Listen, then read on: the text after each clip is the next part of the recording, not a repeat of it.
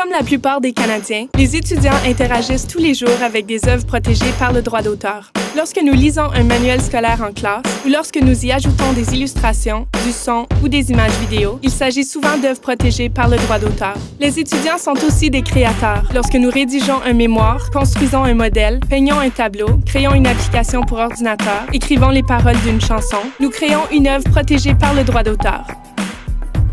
Mais dans de nombreux cas, ce n'est pas la musicienne ou l'écrivain qui possède les droits d'auteur pour les chansons et les livres qu'ils ont créés. Les maisons d'édition et de disques et d'autres grandes sociétés multinationales possèdent des millions de droits d'auteur. Leur objectif? Faire pencher la loi sur le droit d'auteur en leur faveur, à l'encontre des utilisateurs et créateurs, pour continuer de faire d'immenses profits en bénéficiant du travail des autres.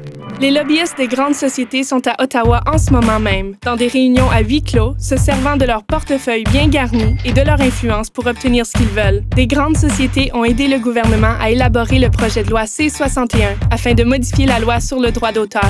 L'adoption du projet de loi C-61 aurait fait en sorte qu'il deviendrait illégal pour vous de copier un DVD sur votre iPod, de déverrouiller un téléphone cellulaire pour pouvoir l'utiliser avec un autre fournisseur de services, et vous risqueriez de payer des amendes de 20 000 $ pour chaque article, photo ou vidéo protégé par le droit d'auteur que vous auriez partagé sans permission.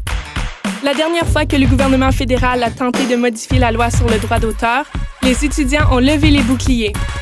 Nous avons aidé à mobiliser plus de 90 000 Canadiens de toutes les allégeances politiques pour exiger des droits d'auteur équitables.